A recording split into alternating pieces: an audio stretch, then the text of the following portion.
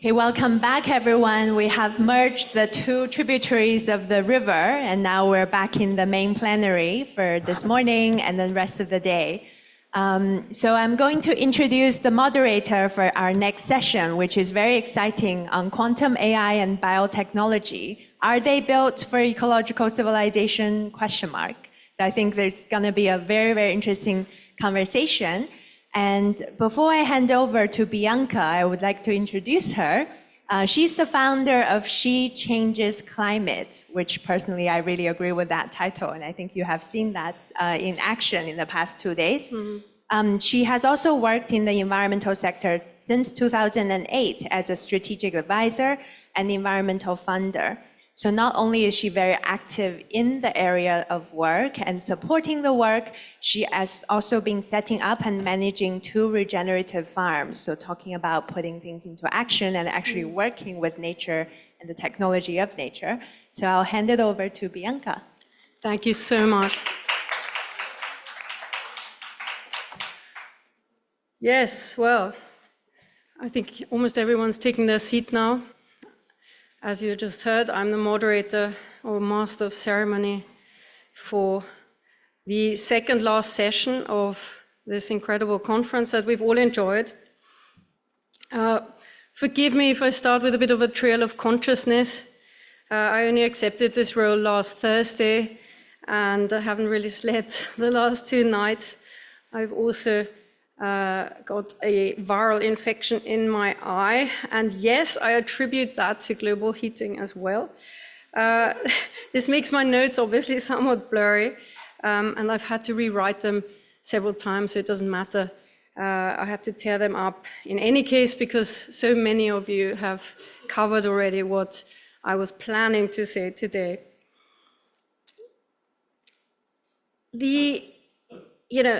You don't have to come to me after the session because of this eye infection. You may want to keep a safe distance, but thanks to technology, you can reach me by email. Thank you. I need to say that technology can be a great help. It's the first time in 28 years that I have come back to China. I arrived on the first plane to Hong Kong on the first day of the Chinese handover, takeover, let's say, of that particular part of the world. And of course, I'm absolutely riveted with the changes that I see happened since. A huge thank you to Carlos and also our Chinese hosts for inviting me and giving me this experience here and this insight and these conversations, particularly with our Chinese colleagues. So I sit on various advisory boards, as was mentioned earlier, one of them being Client Earth. And it has been extremely interesting to see the Chinese government reach out to Client Earth over 10 years ago. They had just brought out a new body of law and environmental law, and wanted to see that enforced, particularly at the grassroots level, at local level. They were concerned about corruption at local level. And Client Earth had been fighting very successfully clean air cases in Europe, in particular in the UK and in Poland. And they wanted to get Client Earth's advice on how this new body of environmental law could be better enforced. We were invited to train all the Supreme Court judges, to train all the prosecutors. And on our suggestion, it invited us also to come and advise the government on the Great Belt and Road Initiative, which of course is the largest infrastructure project in humanity ever undertaken. And look where we are today. 10 years later, China has 2,800 environmental courts. They've brought tens of thousands of cases, some against government bodies as well. And I would say it's a huge success story of how environmental law can really drive change in a country. I know a few days ago the question was, what about China in other countries? What we saw is when China started clamping down on environmental law and pollution, using environmental law and clamping down on pollution and waste within the country, we saw producers moving offshore to surrounding countries. And of course, now the task is to move into these surrounding countries as well and strengthen their legislative body. I'm also co-founder of She Changes Climate, as was mentioned. It's a global collective of women climate leaders that are looking to support other women to step into their leadership role for climate action. We act as a support group, really, very much keen on bringing the grassroots levels, voices to the national and international level. We think that's very important. Giving other women and each other a backing, really, so that we are a support network.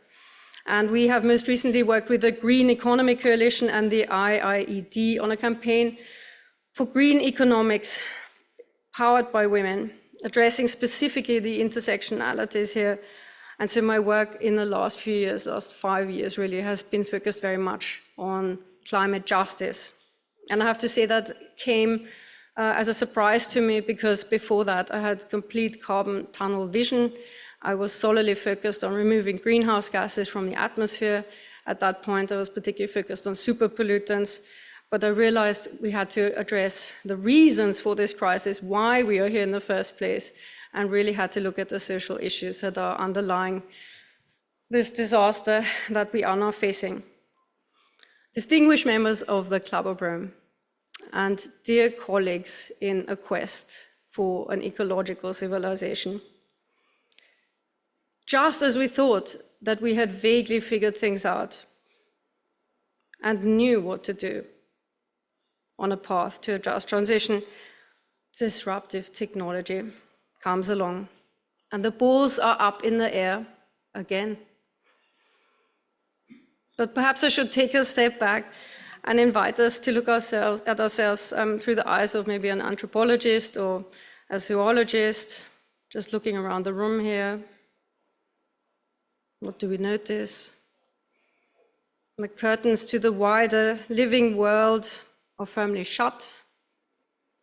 We have artificial light shining at us, walls, a ceiling above us. And the only living beings here are of one species, Homo sapiens, part of a class of mammals. I can see some diversity in the room, perhaps not enough, but it's a start. We don't yet have the healthy mix of 50-50 that we so need. And I think we could introduce a few younger members too. We know that to breed a better vision for the future, we need a healthy mix of brains. I also don't see indigenous voices here that so often form the pathway to reconnection with the greater living world. No? I'm just checking whether you're still with me. So, okay, disruptive technologies come along and the balls are up in the air again. The business and investment world seems incredibly excited about this. A new gold rush, everything's up for grabs. Markets are bizarrely optimistic, despite our very existence being threatened, not just by one, but by many crises. In other parts of society, I can sense that there is really a sinking feeling that this might be a moment of a huge upheaval again, a new industrial revolution that will leave millions, perhaps billions behind, colonize us again, create yet bigger divides. In addition to the upheaval that we already face on the climate, biodiversity, waste and pollution front. In a world where 8 billion people live on a planet with finite resources and unsustainable operating systems. Be lunch or have lunch seems to be the only option. Or is there something else? Now, I'm not an expert on these topics, but fear not, we have luckily assembled a panel of academics and practitioners who are able to give us a deeper insight into both the challenges and opportunities that lie ahead. So I want to introduce our first keynote speaker, Professor Peng Liu.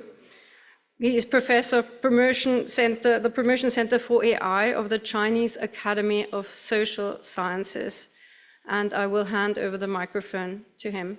Thank you very much.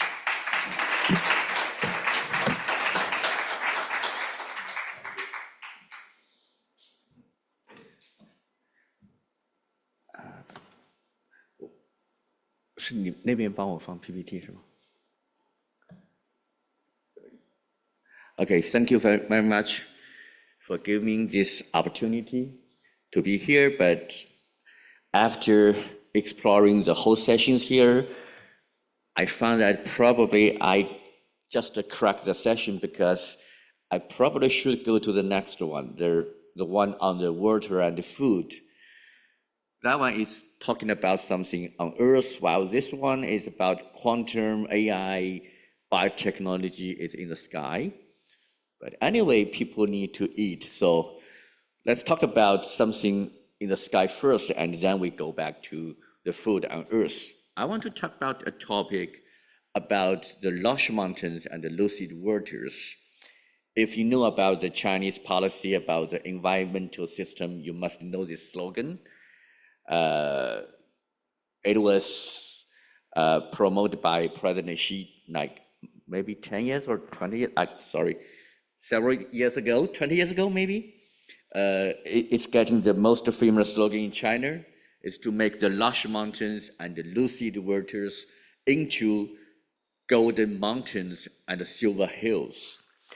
As our dear coordinator have said that we have passed several laws on the environmental system. So for the Chinese government, I think the first problem about the lush mountains and the lucid waters to a large extent has been solved. While the most tricky challenge now is to make the golden mountains and the silver hills. It's about the sustainable development of the environmental system. So the essence of the turning lucid water and the lush mountains into the invaluable assets lies in the materialization of ecological products values. And so I need to explain two concepts first. So what is the meaning of ecological products? In the Chinese government's policy system, it actually includes agricultural products, and it can also be expanded to three major categories. First, material products, such as the forest, tea, fish, blah, blah, blah, and a regulatory service, like carbon sequestration and others, and cultural service, such as tourism, recreation, study tours. Though they are different categories, but the basic or the underlying logic of these various categories is actually interlinked. So what is value realization? The process of converting the inherent ecological value embedded in the above three categories of ecological products into economic value and social value through market-oriented and industrialized means. So this is written by the Chinese government's documents. So how to make this value realization is a practical problem, because for many people, they understand, well, the importance of it, and the government is calling for the so-called patient capital. But right now, the biggest challenge for most of the people here is to survive first. Okay, if we protect the environment, we make sacrifice, but how can we survive? So this is the biggest challenge now. So today, because of the time limitation, I only talk about one product, the agricultural products. For most Chinese farmers, they have one question. So how can you sell your products to these three most branded Chinese supermarkets: Pangdonglai, Hema, and Sam's Club. Okay, these are the 3 most branded supermarkets, and in these supermarkets, your agriculture products can give higher prices. So how can you sell them? Okay, so we have 2 kinds of agriculture products now. One is to promise future. That means you can tell the buyers that your products have various health benefits and therapeutic effects, like, okay, if you buy my potato, you can cure cancer. Okay, another one is to promise reliable past. That means my products is with controllable origin and traceable process. So which one would you like to buy? Well, in the past, most buyers will choose the first one. But after several times of being cheating, they find that, okay, buying a potato cannot cure cancer. Okay, so right now, they would prefer to the second one. So here comes to the AI, okay? So what can AI do in the agriculture? Okay, for the past several years, I have been conducting researches on one, that's cherry potato. Okay, but before turning to the cherry potato, I would say that the front runner of the modern agriculture actually has begun to shift to technology companies. Not only in China, but in the world. I give an example of Google's company called Mineral, okay? While in China, if we look back at the AI agriculture, we'll find that it has been through 3 basic processes, from industrialization in the 1960s to informatization, and right now to the intelligentization. Okay. So for China, what is our opportunities? Because for the Chinese agriculture, the basic character is that we have a very large population while we have small scale farming, okay, limited farming or land. We have 3 advantages here. One is the advantage of industrialized production capacity. That means we can make food on the earth to the food in the factory. The second agriculture is the digital acceptance level of specific practitioners. Okay. The third advantage is infrastructure. Okay, I would not explain it more, okay? So, the new route for upgrading the agriculture industry in China actually is gradually become visible. We have some new routes now. One first, we have the data explosion, but we are lack of direct operational tools. So for the past years, we can find that the current digital technologies have enabled small and medium-scale growers to obtain a variety of data at low cost. Okay. However, the complexity of data sources and the non-standardization in their use have significantly hindered the accumulation and application of underlying data. So I give an example here. Okay, when we are building to planting cherry potato, we have data, but the data, we can collect data, but it's not very friendly to small farmers. So agriculture practitioners are in greater need of intuitive advice, norms, and task arrangements. From data to execution, it means a long and a complex process. For the Chinese farmers, okay, you must give them very simple and direct information and to tell them what to do on the land, okay? And we also need to establish a data system friendly to small and medium-sized growers.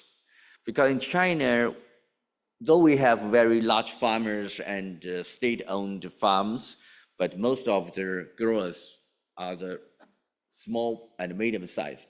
So digital technology is not the exclusive tool of large industrial capacity. Smallholders farmers struggle to master the specific methodologies and also to find it difficult to establish their own data collection norms. So what can we do? So we need to use the big data and generative AI to contribute to a more open agriculture ecosystem. This is what is happening now. So the establishment and training of large-scale data sets contributed to the formation of a more open agriculture production ecological chain. So for the same crop varieties and the regions, they support different algorithm practice by various entities, facilitate the comparison of practical results, establish unified evaluation criteria, and thus have a positive incentive effect on the promotion of high technology capacities. So we also use the GPT, the ChatGPT has driven a bloom in the large models wide world and will ultimately influence the model of digital support of the agriculture industry. Actually, we have now many other models, we call small models, supported by their ChatGPT or other models to use it to the agriculture system, okay? And also the digitalization of circulation and the sales is forcing reforms in the production sector and governance. Well, remember, I have said that if you want to sell your food or your agricultural products to the supermarkets, you must make it more visible. So with the rapid expansion of agricultural product e-commerce, the online penetration rate of agricultural product sales in China has been growing. So the degree of centralization and the level of digital support in the field of agricultural products logistics have also been increasing. So that means the Chinese modern agricultural product storage and preservation technology started in the 20th century. In 2015, the number of the refrigerated chests in China reached 93,000 units. But by 2012, this figure further increased to 369,000 units and is expected to exceed even more dramatically. So through the agriculture digital supply chain platform, the integration of the four flows, transaction flow, capital flow, logistic flow, and the information flow along the industry chain can be realized. Okay. So this is some pictures I took from our field sites. We now actually have the three different processes. First, we need to have the data collection, and then use the algorithm and cloud to make the analysis and the decision making to the farmers, and then sell the food. Okay, so we make the closed loop of the execution. So this is now in the Chinese agriculture system, what I call as an information chain, the 5 chains. The first is information chain. We need to give farmers the new and powerful information. And then we got the chain of trust. That means digitalization and visualization, and then get credit chain. We give the farmers credits and can give them financial aid.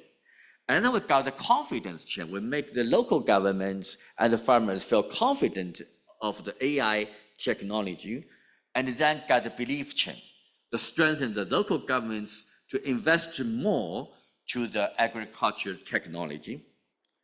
Okay, I skipped them. So finally, we can get the super possible trinity. Because most people will call it as impossible trinity. The impossible because among economy, ecology, and governance. But I believe that in the Chinese agriculture system, we are now have the super possible trinity, and one of them's surpassing can promote the others. So this is my presentation, and this is our website. Many thanks.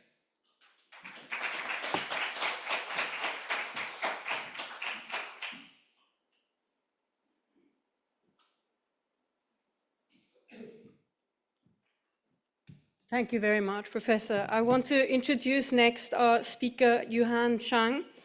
She's Executive Assistant of the Asia Partnership Lead of the Nobel Sustainability Trust. You are also Chair of the Young Professional Committee of the Institute for Electric and Electronics Engineers. You are a published author of many research articles as well. I have to say, your CV is much longer than I can cover here. I've been so impressed, and I'm so thrilled to meet you. Looking forward for you to speak. Thank you so much for joining us here today, Yuhan.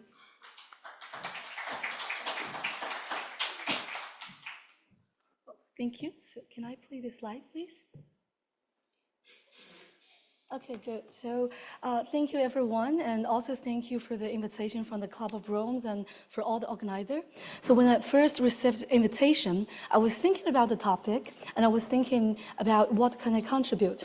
So one of my recent most favorite concepts is that our young people, why here that I present all the young group sharing the practice that we can all join, is that because we have a new constructive impatience, which means that in our generation that we are more impatient to move faster in terms of the climate action or other action. Because I research on energy innovation of my PhD, so here I want to use some of the example to show how we are going to contribute to the topic of the ecological civilization through really a plural pathways.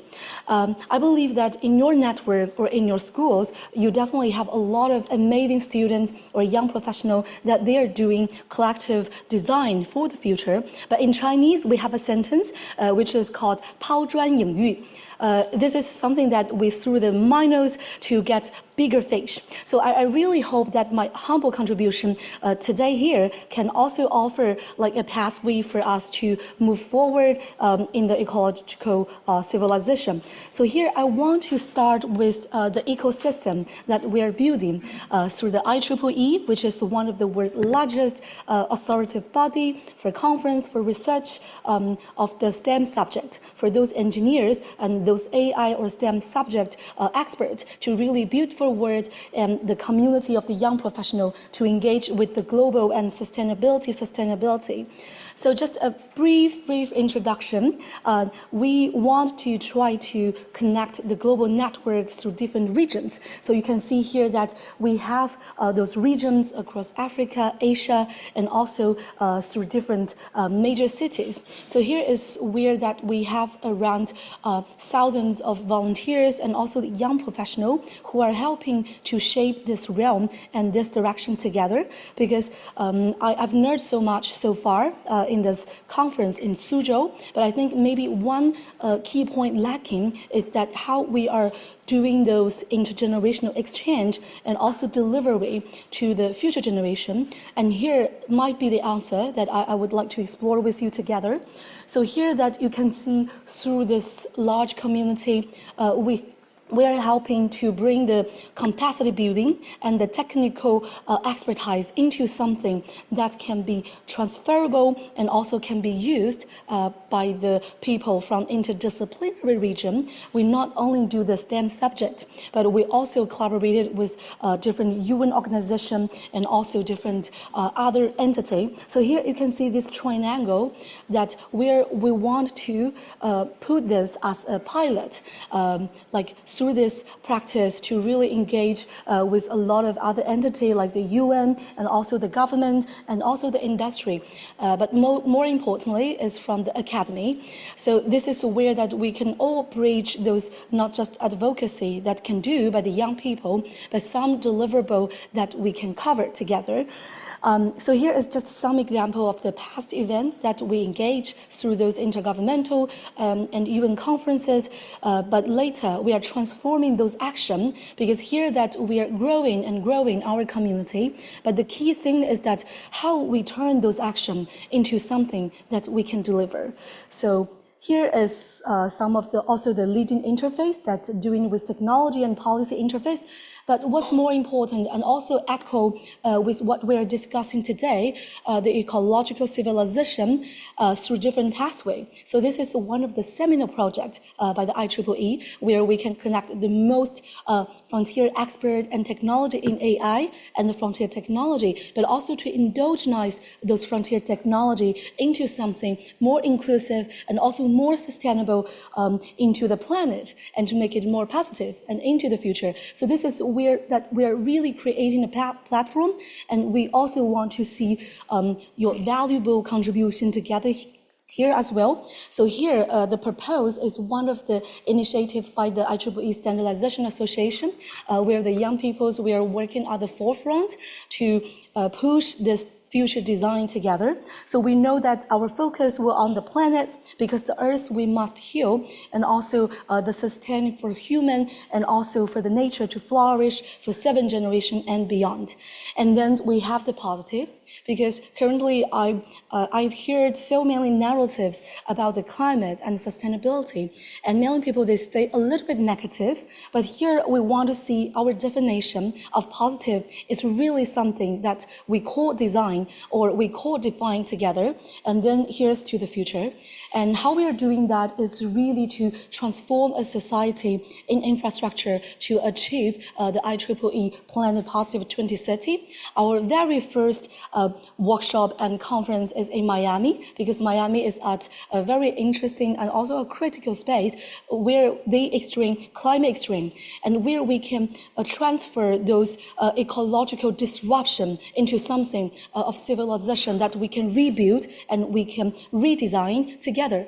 And then we identify the current technology solution that need to be deployed widely, as well as technology gaps for which we need to design. Because IEEE is very well known for its frontier technology and also how it advanced the technology for humanity. So here we are going to transform those technology to identify the weak signals, to link the technology into the local practice and into the real world problem. So this is something that we are trying to have this more structured pathway that can also be deployed globally. But most importantly for the young people, because like the young people, they are in their early career, they are in the pursuit of their PhD and the masters, and they are the cohort of the widely open acceptance of those knowledge that we are creating or we are co-creating.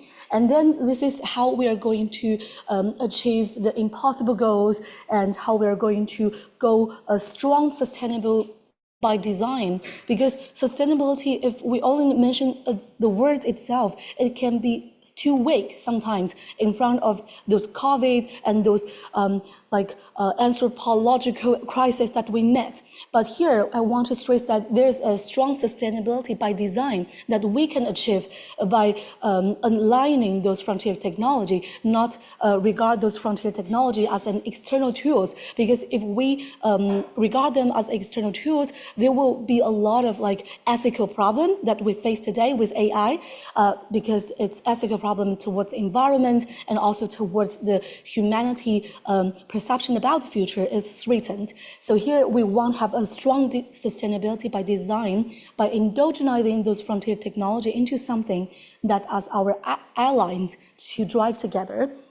So here is a outline of this, but you can also download this like a report that we just established last year. About the strong sustainability by design. So this is how we are going to regenerate the impactive and also a circular economy.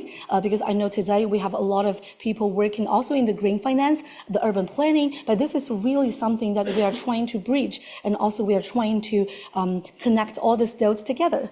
And here is just how these efforts guide the global industry adoption, because one of the very seminal connection that through our community, because this is just a practice, is that we are very connected not only to those academic experts, but we are also very connected to those industry who are the implementer to all those plans that we set for them.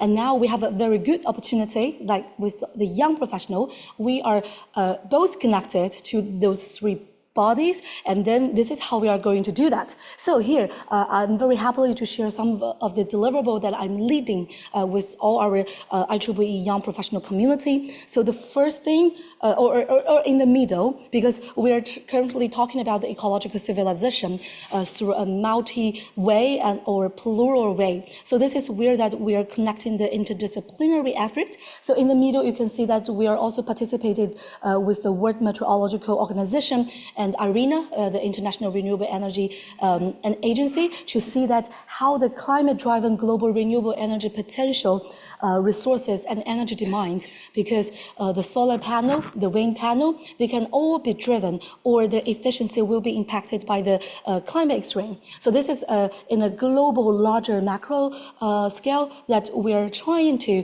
assess or mapping those, how the climate extreme will affect the efficiency of our future renewables. So I believe that is something of the solution. And here we are hosting this conference in China. And just 2 weeks ago, in the same place, in this hotel, there is international forums on the energy future transition, which was hosted by the energy ministerials of China, and also with IRENA, and like nearly 40 energy ministerial of different countries.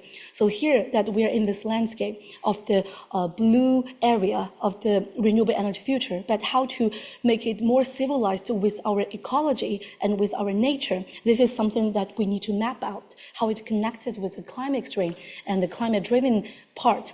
And then on the left, you can see we are currently just a wrap up, and we finished our very interesting guidebook on AI's application in energy transition. So here we are not focusing on the big indicator or the macro level. We are focusing on the case study in different countries, in developing economy, because many of our young professionals, they are from the developing economy and in the landscape that they really need the energy transition, but they're also trying to catch the pace of the AI transformation, because this is the trend of today, but they are also trying to raise or leverage the problem that we might meet in the transition of the energy when it encounters AI or any other related stuff.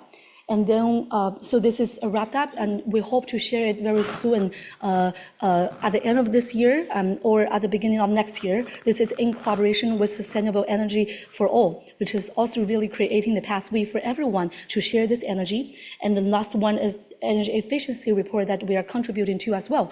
So this is from the action or from this conference to something, some deliverable that we can really make.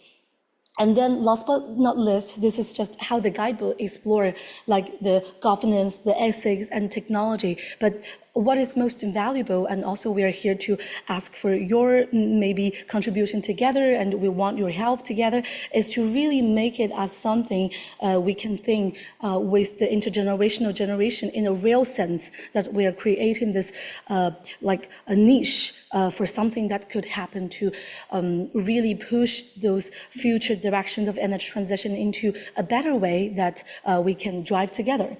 And here is how some of the case study summary of what we're including in that. So the wind energy value, the design optimization, and also the resilience, and also the rural electrification.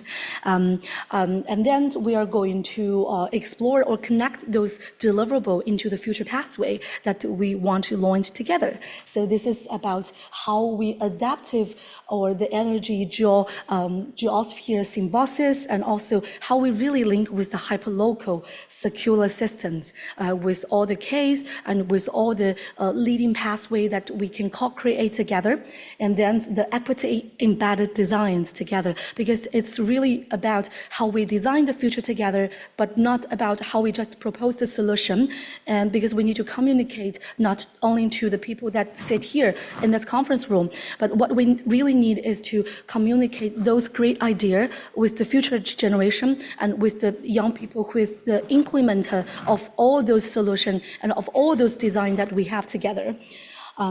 And here is that you can scan this, join us, and also you can see the first is my email, and my email is in the third one, so that if you are interested to see that how we can continue this conversation forward, that would be greatly appreciated. But in addition to the IEEE example, it's just like a new example, but also because currently I think there's more collective effort that we can do together, because in this conference we also have a lot of people that they are focusing on the impact investment and also the future impact that we can really make. So I would like to just see that also currently I am joining the Nobel Sustainability Trust as the Asian Pacific Partnership led, and I would like to see how we can, through our medal of every year's award, to really to build those impact together and to drive an ecological civilization together. And also we are launching our youth award under the Nobel Sustainability Trust. So this is maybe some windows that we can open together to the future toward the ecological civilization. And thank you so much. And thank you so much.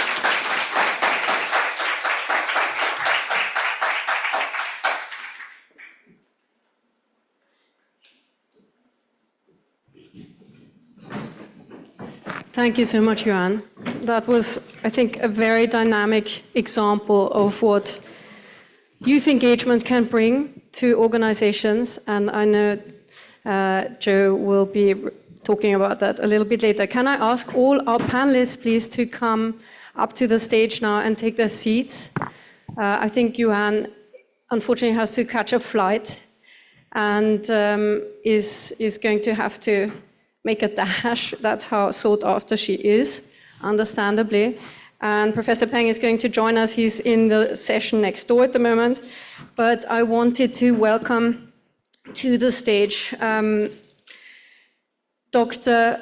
Joanna Nurse. We laughed that when she said she is Joanna Nurse, but Dr. Joanna Nurse. That, of course, embedded that name firmly in my head. So thank you very much, Joanna. I also want to credit you for agreeing to come and join this panel at the very last minute. We had a great conversation on the first evening that I arrived here, and I realized that with your know-how on existential threat, you were really needed on this panel as an expert, and indeed you actually wrote the draft for the structure of the panel, for which I want to thank you very much as well. And you will see shortly why we have her here. She is Director General for the Interaction Council, which consists of former world leaders and heads of government. She also established the Global Existential Security Threats Board and the Global Futures Platform for Planet, People and Peace.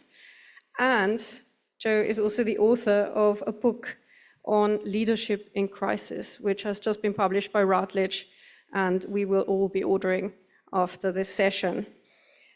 She hasn't brought any copies with her, annoyingly, because I would like a signed copy, but you can catch her in the UK and everywhere else around the world.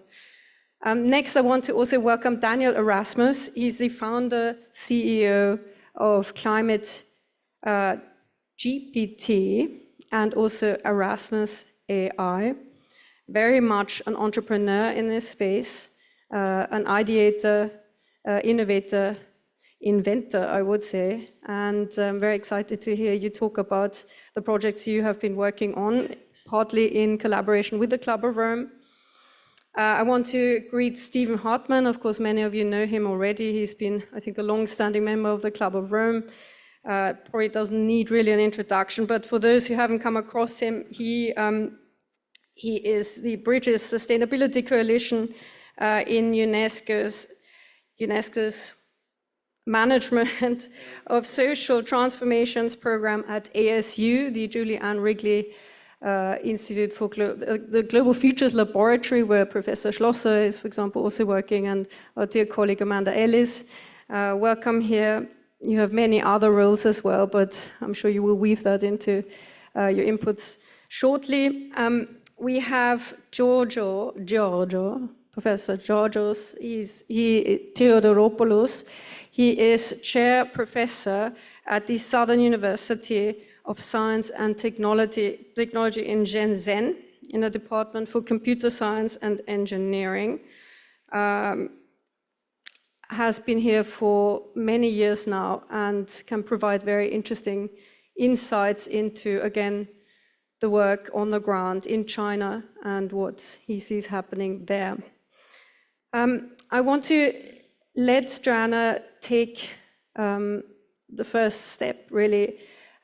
What we decided to do is structure this panel with 2 rounds of questions and answers. Everyone will have about 3 minutes to answer. We want to really talk about the risks and threats to start with, and then we want to talk about solutions and hope for the future. Joanna, hand over to you. Thank you. Thank you. Can everyone hear okay? Good. So, good morning, everyone. So, I see the digital revolution as a really profound point in time for our energy and climate and ecological transition. And putting young people front and center is key to that. Really welcomed that Johan was one of the keynote speakers. She's also a member of the Global Youth Security Council for something called the Existential Security Threats Board, which the Club of Rome was a co-founder of when it was launched last year in Beijing, China. So just to bring all of those things together. But to the topic of conversation, we wanted to explore some of the risks and threats and challenges around the digital revolution, AI, quantum, biotechnology, to the ecological civilization and well-being. And there's certainly some profound risks and threats there, and we really need to pay attention to that. So some of these are just sort of can be seen as disruptive, although they will have profound impacts. So things like creating unemployment. Already we can see within the space of a year or two how this is impacting, especially young people, young graduates coming out. You know, this is going to continue.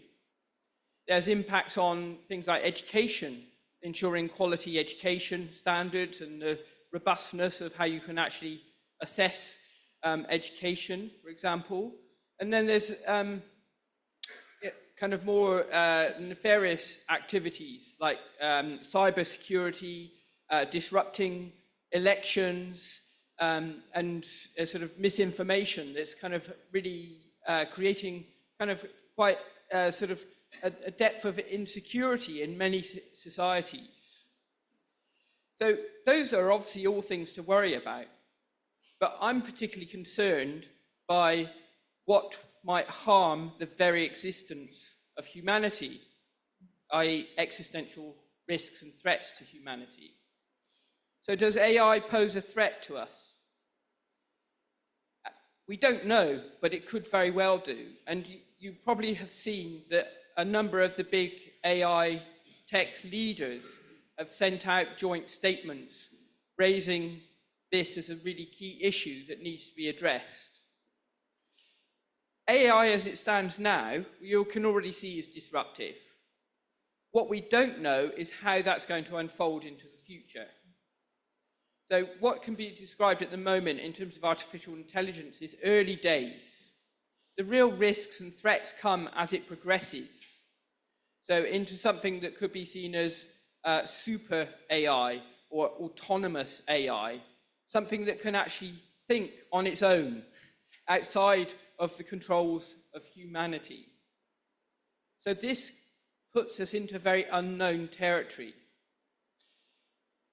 Aside from this, there's already risks and threats to certain things that, to humanity. So, for example, they're already using AI to help control nuclear weapon systems. Is that a good idea? It could be hacked, and it could hallucinate. There's all sorts of problems that come straight to mind about that. That's already a risk. AI is used to create the design of other new synthetic viruses that could be weaponized. So again, that's already happening. And as we go forward, we've already seen technology being used for wars. So, for example, already in Ukraine, the use of drones, increasingly the use of robots. These things are of concern, especially if they become increasingly automated, i.e. without human control. So certainly there's risks, I think, that we should be paying attention to, and we'll come to some of the solutions going forward with that. I think I've covered everything on that. Aside from, I think one of our colleagues is going to touch upon, I can't remember who it was, I think it might be you, talking about the energy consumption as well, and then linked with ecology. And quantum, oh yes, I was going to talk about quantum. Thank you. I knew there was something else. Yeah, so these things are happening already within our own, within these years. However, we're on the threshold, and you've read about it, it was on the BBC News this morning, about quantum technology, which is sort of essentially seen as the hard drive aspect of AI is more like the sort of soft drive aspect. But ultimately, quantum computing will allow things to happen much, much faster. So I think one of the analogies was something about something that would take a septrillion years to solve as a problem could take 5 minutes with quantum computing. So this could be, it's already been designed, it's not sort of mainstreamly applicable, but it will be with us, no doubt, within a matter of years. And it will totally revolutionize what we're doing now. What we're doing now is sort of, the baby steps. So we need to really be prepared, not just for the risks and threats, we need to be sort of looking at the governance mechanisms around that, but also the opportunities. There's massive amount of opportunities and potential by that combined revolution, but we'll come to that later. Thank you so much. Daniel, over to you. We discussed yesterday I think one particularly interesting aspect is that of energy use. Bill Gates, as many of you will have seen, has suddenly seemed to have shifted away from climate mitigation and wants us to focus on public health. The question is he trying to deflect from the fact that the use of energy has massively accelerated because of the need for cooling and powering of data centers. And often the claims that this energy is renewable, when you look into it, doesn't quite hold up when you look into the detail. And I think there's been a lot of flexible accounting, let's say, when it comes to certain claims made. How have you dealt with this and created what you have created with some, considerable consideration for this? A couple of years ago, so I speak as a practitioner, having built models. We've built around 250 of these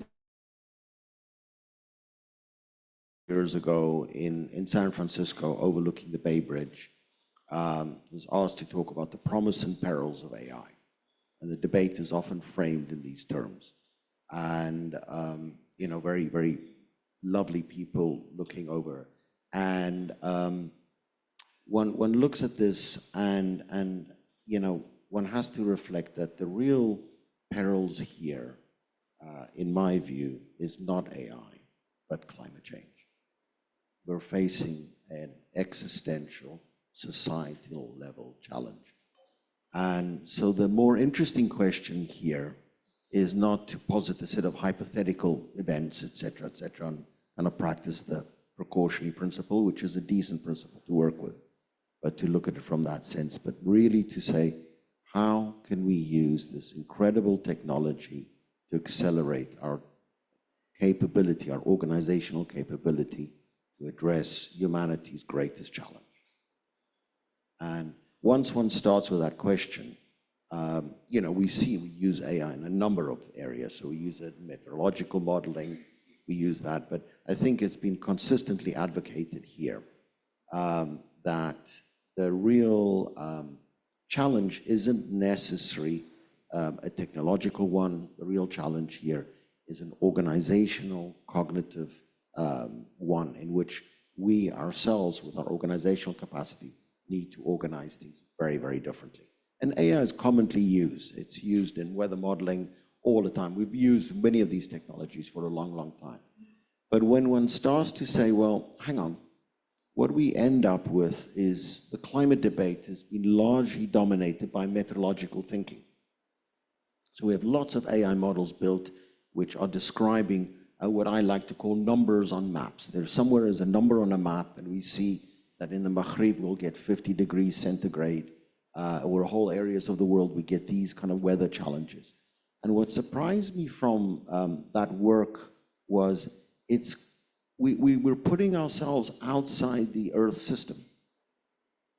So we're in the Anthropocene, and we've forgotten we're modeling the weather, but we've forgotten the weather is going to influence us. And there's almost no work done. If you say 50 degrees, what does that mean to human activity systems? What does that mean to migration, to food security, to water security, to political collapse? And we're expecting 500 million climate refugees by 2050. That's 25 years from now. 500 million. What that means is fundamental political collapse of all of our systems. That's implied. We have institutional collapse coming in our future. And this is not a maybe or possibly or could there anything from the thing. This is a very real set of challenges that we're facing. And so the interesting question here is far more how one can apply AI to address impacts on human activity systems, accelerate our ability, because there are not enough climate experts in the world to address this. There's not enough people, there's not enough Jorgens in the world to talk about these things. There's not enough members of the Club of Rome. There's not just not enough.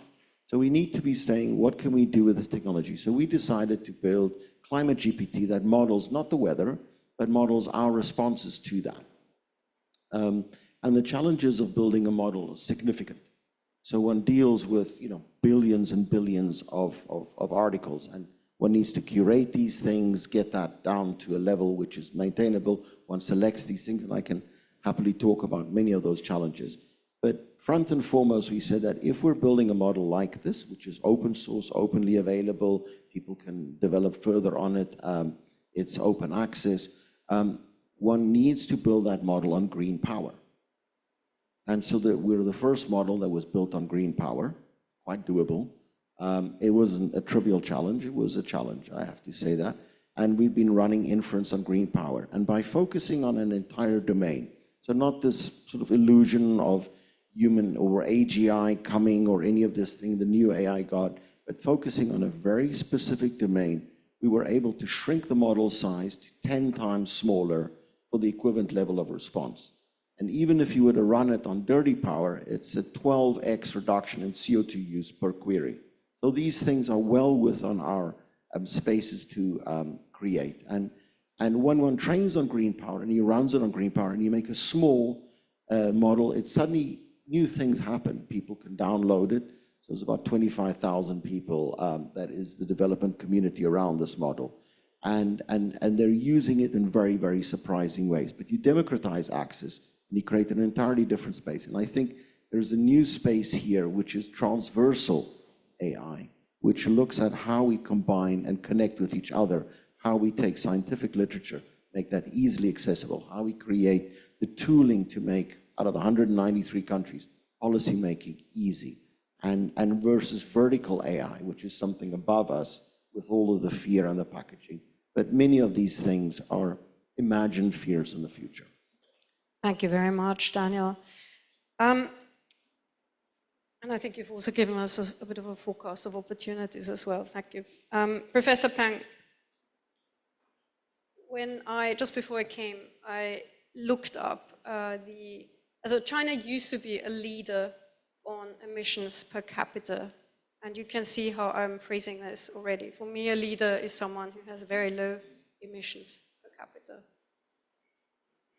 To my utter surprise, when I looked at these statistics just before I arrived, obviously, not surprisingly, looking at what has happened in the last 30 years, and also in particular the last 10 years, those emissions have gone up rapidly.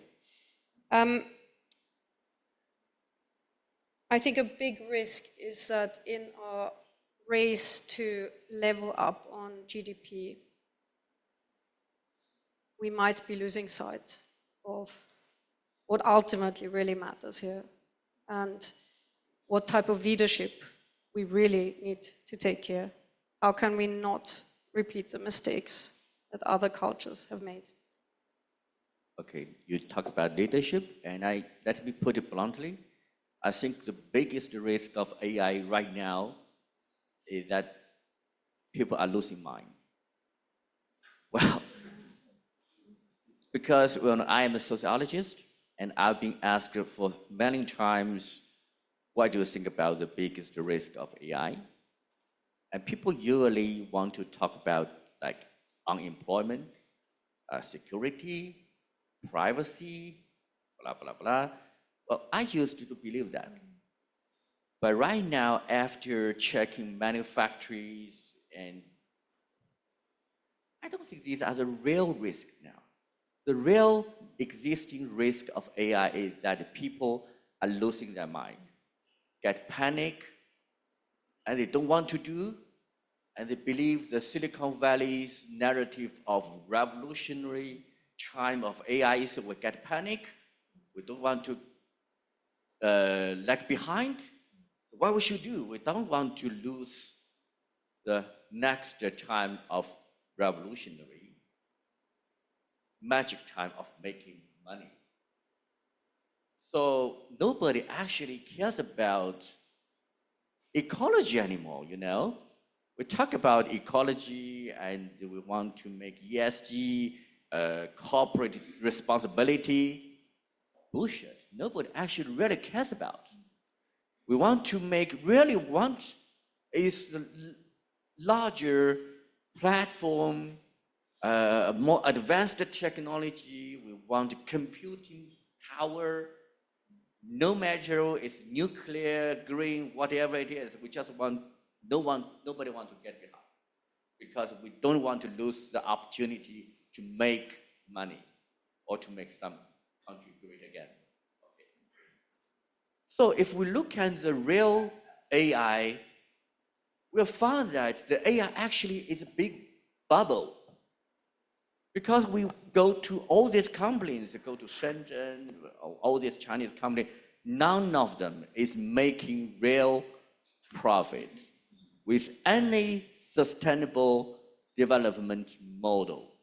They are just burning investors' money. No one is making money, you know, real money. So even a high-level official tell me that the Nevada is making a great conspiracy to destroy China or to destroy our world. If we really believe the narrative of the Silicon Valley or the capitalism narrative, you know, what else do we need to do? We talk about this, but in one way, but we action in another way. This is a big risk because everybody is believe that, when the ChatGPT was born in the first time, well, some people stand out and say, okay, hold on, we need to talk about it. Nobody is really talking about it. Everybody is investing. It's getting crazy to make money, right, with AI, right? So this is a reality now. People are losing mind. We do not think about what AI is and what AI is actually doing. Because I am studying agriculture. And if you really go to the earth, you really go to farms, you will find it's a totally different world described as those guys in the Silicon Valley or in the Chinese other bankers. It's a different world. Where is AI? The only AI there is a TikTok. Okay, all the guys are getting the best with TikTok, and they're watching those like many years ago we are watching about TV or playing video games. This is the only real AI right now, which can really make money. So this is the biggest risk. We need to think about what AI is, the really existing AI industry, and whether it is sustainable and what is impact to our Earth. Thank you so much for your frankness and openness. I really appreciate that. Are we operating under Chatham House rules? I imagine so. One thing that I mourn is simply the opportunity cost of all this capital. If I think what else is capital that is currently going into these investments could be invested in, I find that just staggering. Anyway, Stephen, on to you. I don't think I have a specific question to you other than what do you, apart from everything that has been mentioned already, identify as the greatest risk, or is a particular risk from your point? Well, one of the risks, I think, is that we don't have a more concerted effort. Can you hear me okay? Yes.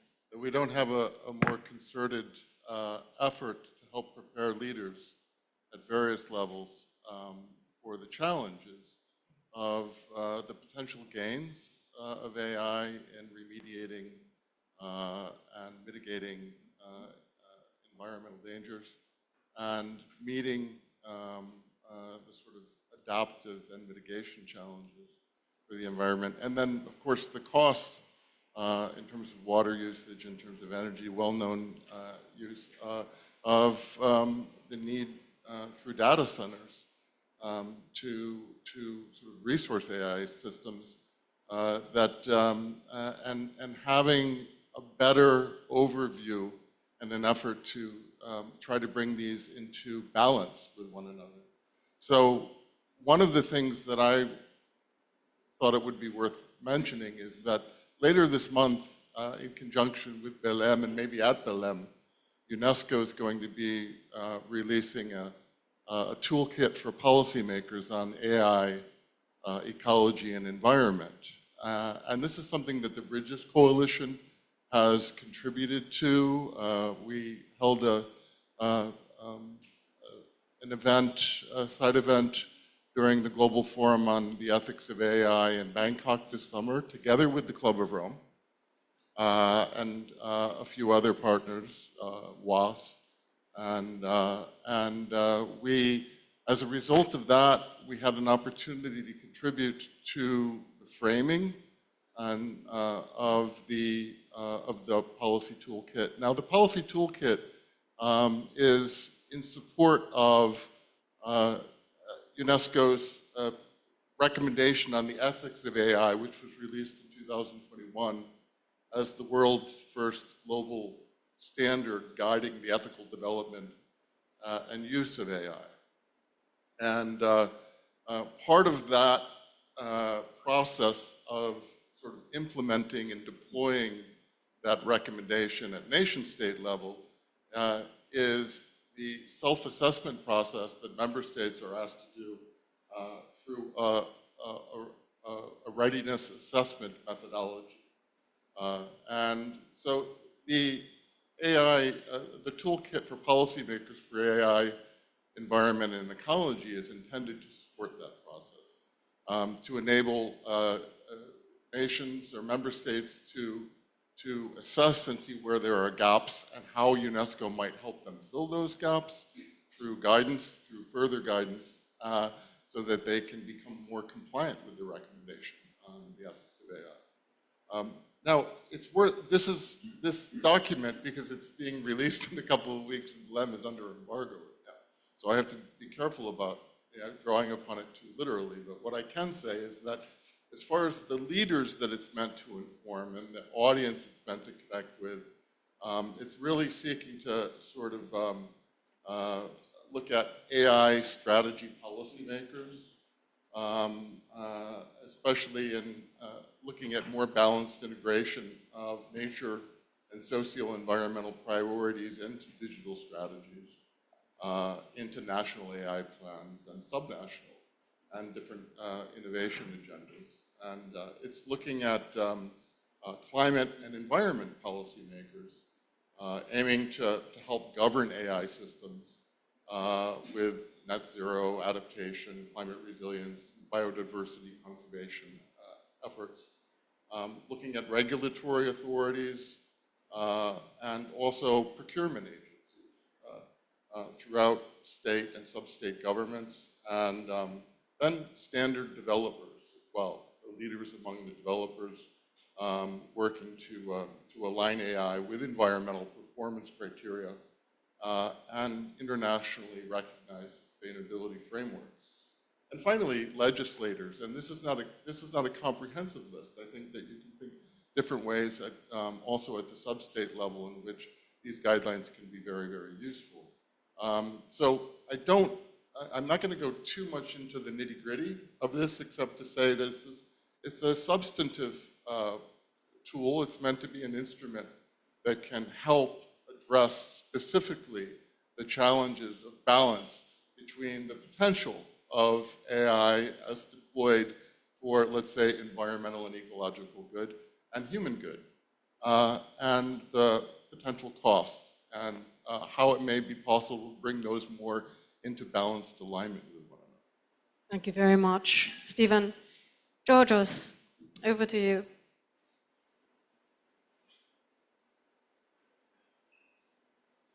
Hello? Okay. Thank you so much, and thank you so much for this invitation and the opportunity to be here, and I'm really honored to be amongst you. I don't want to talk about risks, and I want to focus more on what we have in the title there, of the conference that says reconciliation, and how this AI. And let me focus on AI because quantum is still at the very early stages of development, so it will have a huge impact, of course, transformational impact, but we have not seen it yet. While AI is already there, and we can see the results and the potential. So I want to focus on this reconciliation potential of the technology, because we can see AI as a tool of progress, but we can also see AI as a threat, right? I think the question before us is whether we are designing these AI systems in a way to enable us essentially to reach that reconciliation. And the challenge lies both in the technology itself, but also in the frameworks and values that govern the way we develop this technology. So perhaps I can focus on the technology itself now, and then in the second round we can look at frameworks and values and governance and things like that. I'm a computer scientist, so I tend to look in the world through the lens of systems, and for me the world, the Earth is the most complex, adaptive, intelligent, dynamic, cyber-physical system that is out there, and it is constantly computing, not using the code and the algorithms perhaps as we know it, but through constant flows and feedback between the different subsystems, climate, ecosystems, living networks, that are part of our environment and the Earth. And we use these technologies, AI, for instance, to enhance our capacity to sense, model, and interact with this system, with Earth, with the world, in order to make sense of the complexity and understand what's going on there. So essentially, we can see these technologies, these artificial systems we're developing as instances of intelligence. We try to externalize the intelligence of our world into these systems in order to, as I said, to make sense of the intelligence. And the question then is, what kind of intelligence these systems we're developing embody? Because I think that's a crucial question that can answer quite a few of these challenges that we're facing. If we look at the AI systems we're developing at the moment, they are very powerful optimization and cognition engines. So they adopt this cognitive view of intelligence. These are systems that can sense, maybe reason, get some information from the environment, interpret it in using some pattern recognition, draw some inference, and they use this inference to learn based on some goals. And the focus is optimization. We try to optimize speed, scale, and accuracy, and things like that. But ecological intelligence doesn't work like that. Our world and the intelligence that is embedded in the Earth, in our planetary system, is not just cognition. It's not just about information processing or optimization. It's also it emerges through co-adaptation and feedback. And the question is now, can our artificial systems learn from this and try to mimic, if you like, what happens in the real world in our planet, so in the Earth? So instead of being tools of optimization, they become active participants of this ecological intelligence that is out there, and therefore they can actually be the vehicle for reconciliation between humanity and Earth. So imagine intelligent systems that are evolved together with their environment through feedback loops. They don't represent just the world, but they learn with it, not just about it, but they learn with it. There is a constant dialogue between our intelligence system and the real world. And we have this kind of convolution. So do we have computational paradigms that we can actually do that? Yes, we do. And let me give you 3 examples. Dynamic digital twins. These are computational ecosystems where there is a real-time feedback loop between our computations and their environment, their context, the reality around them. We also have now the first instances of intelligent digital twins. So we can talk about co-evolution of intelligence in the twin and the intelligence in the real world. So what stops us from actually developing this at scale and the level of abstraction necessary to achieve this holistic modeling, if you like, and holistic understanding? It's computational capacity. We don't have large enough computers to do that. And what is the reason? The main reason is energy, right? That I mentioned earlier. Another example that I can give you is what we call edge AI, where our AI is operating in embedded devices, local devices embedded in the physical environment that they operate in. So there can be real-time interaction with the local environment, and therefore they can be, contextualized knowledge, ontologies based on local relationships, and adaptation to the real environment. And we do that to a very limited extent. Why? Because we don't have the computational capacity to sustain this, and also energy is another problem. And another paradigm that I will mention, which relates to what was discussed earlier, is agentic AI. So linking these LLM models we have, these large language models, with intelligent agents. And this is a very powerful paradigm. It's very dangerous as well. But that would enable our LLMs essentially to become interactive and adaptive and interact with their environment. So LLMs at the moment are not embodied. They lack embodiment, they lack situation awareness, and they lack contextual feedback. They are just offline. But if we link them with intelligent agents, think of an agent, the controller in a robot, that then provides these characteristics to them. And now we have essentially a very powerful paradigm that will enable the LLM to evolve with the conditions. So I think this is a positive note that we are heading in the right direction. If we have intelligent systems that are actually self-adapted, and it's not just tools that we use, but they are actually an integral part of our life, and there is this living interaction with our environment. I think this can be essentially a very powerful paradigm that can actually help us with reconciliation. So I will stop now. Thank you very much, Georgos. Quick look to the organizers, Philippa, Carlos. Are we allowed to overrun or no? Okay. So no questions to the audience? Questions now. Okay, fantastic. How many questions can we take, do you think? 10 minutes. Excellent. Thank you so much. So we will incorporate our second round into the answers for the questions. Does anyone here in the room want to start with the first question? Shall I start with a question? Okay, I can see your hands going up there. Just a fantastic discussion on AI and quantum. The promises of AI and quantum is just really very seductive.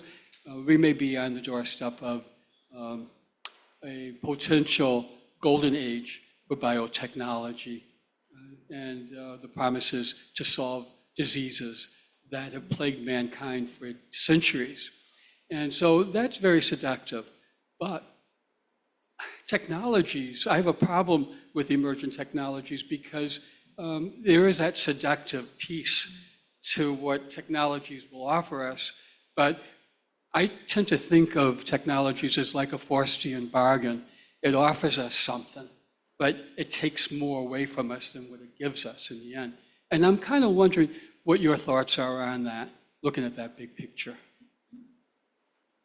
Who wants to answer that?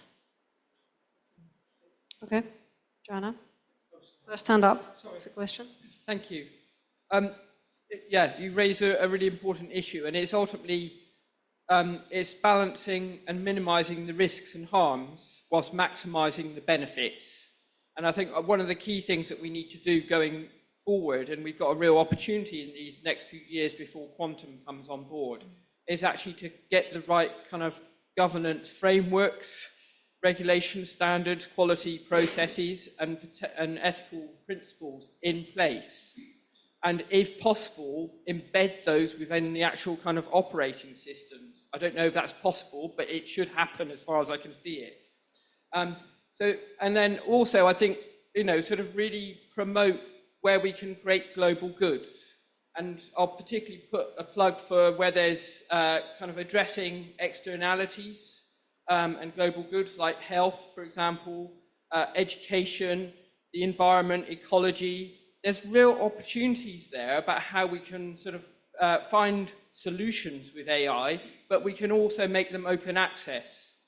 And then the last thing I think I just wanted to say was about the importance of training future leaders and engaging young people, making sure there's diversity and creativity as well in the process of creating these solutions going forward to try and reduce this very narrow kind of sometimes toxic kind of approach as well. So yeah, but that's probably enough from me. Thank you. Well, thank you very much, because I touched on diversity earlier, and I think this is one of the big missing elements, not just in this new field, but in general. And I think a lot of the questions that I've heard over the last few days could have been actually answered simply with, the answer might lie in more diversity. Anyway, next one. Paul. Thank you very much. My question is for mostly for Professor Peng. Uh,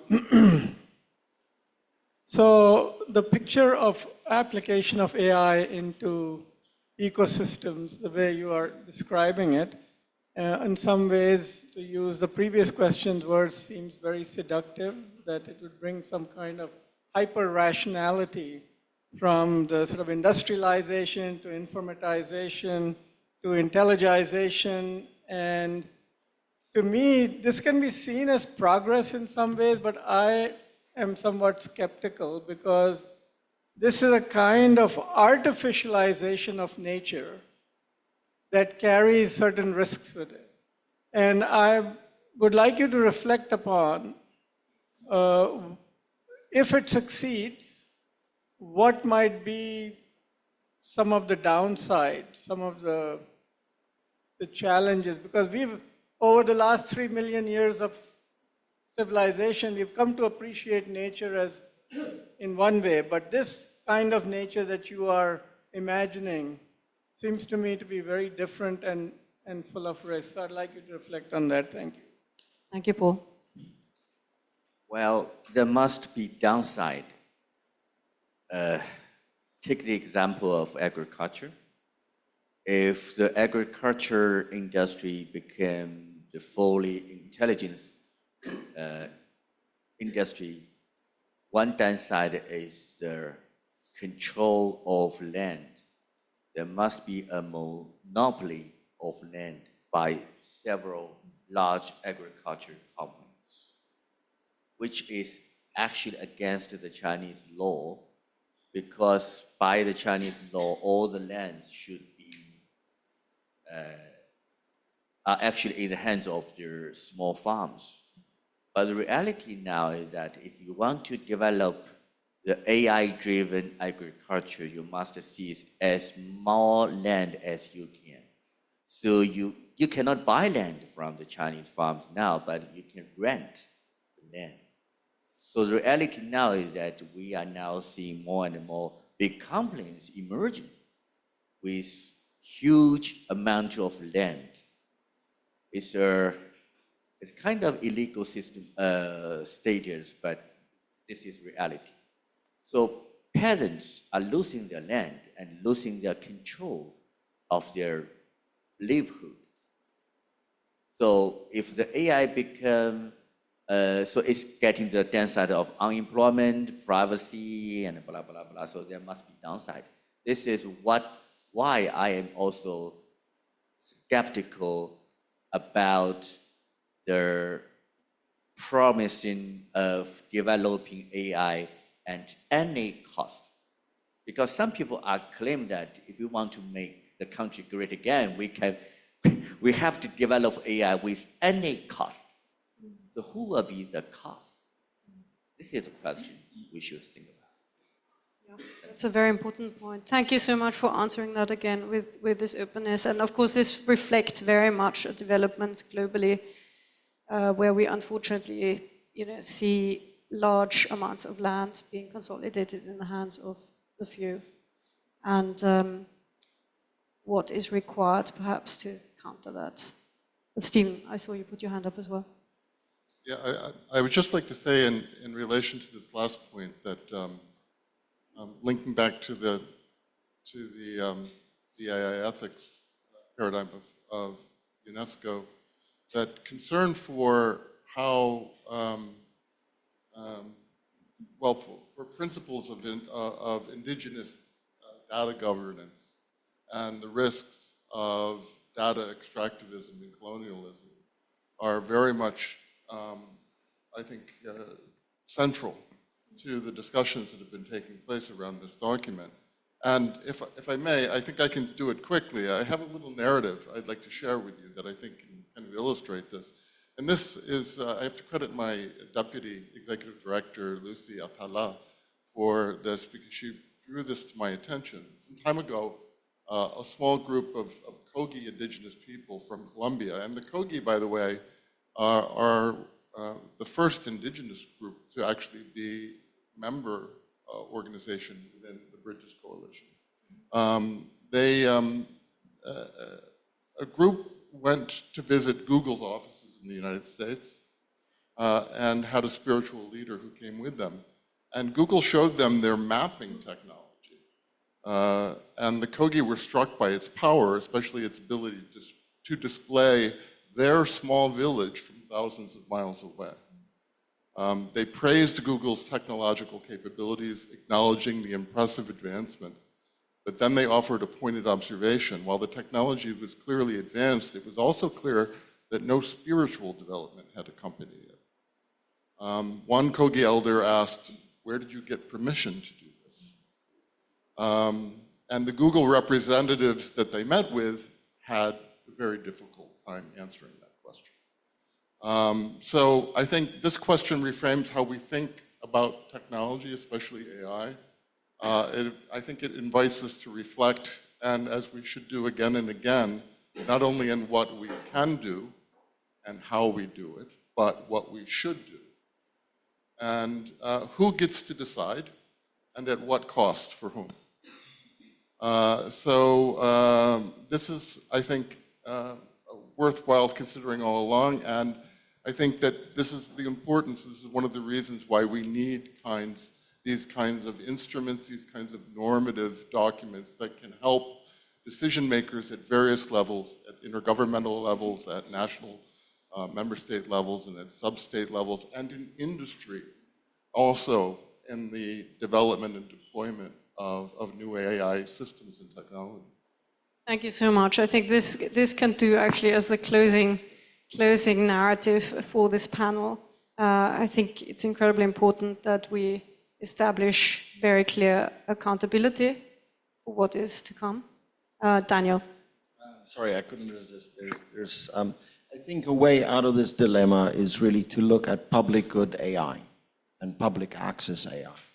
There's an enormous amount of work. So, when one looks at Silicon Valley, there's a tremendous amount of speculative capital going into that and the narratives that build that. But next to that, there's an entirely different space of open access, public good AI. And these things are built, there's very exciting spaces in Europe under the text and data mining exemption. But the reality of our world is that by the hundreds of millions, people are going to be educated by these systems. This will educate the next generation of people across the world, because there's no chance that your teacher, wherever you are, in Khansi or Harissa or wherever, is going to. And so these systems are going to have a tremendous influence on youth of the world. And so the challenge here is, how do we create AI systems for the public good with assumptions embedded within practices, and the data challenges to reveal those things, because people train on whichever data is available, and there's enormous challenges of getting global self-data into these systems to reflect the viewpoints, the way of thinking. But we're at this, and that is the challenge of our age. How do we build these systems which will educate our children and their children? How do we build these systems in ways for the public good? Thank you so much, Daniel. And final word from Joe. And then I would invite everyone to, I think we're having lunch now, and continue the questions outside. Thank you so much. Thank you. And I just really want to kind of build on what Stephen and Daniel have both said, and just really make a recommendation as well to the Club of Rome. Ultimately, this future is going to happen, okay? We don't know how it's going to unfold. There's lots of unknowns, but this digital revolution is happening, and it's going to be phenomenal. No, this is just the beginning, okay? The Club of Rome is in a unique position to create the thought leadership to help shape that future, to shape the future that we want, and also to minimize the risks and the harms. So what I propose is that the Club of Rome maybe set up a small working group to set an outline of ethical standards, principles, guidelines. Doesn't have to be long, but it can be a framework for the future. It's a real gap on the international in the international community. Most ethical frameworks are currently sort of a handful of countries that are signing up to. So we could get behind something that really is promoted as an international framework to actually try and help guide and shape the future as we want it. Thank you. That is an excellent suggestion, and I can see Carlos making notes. Thank you very much. I think there will be quite a few people joining. Thank you.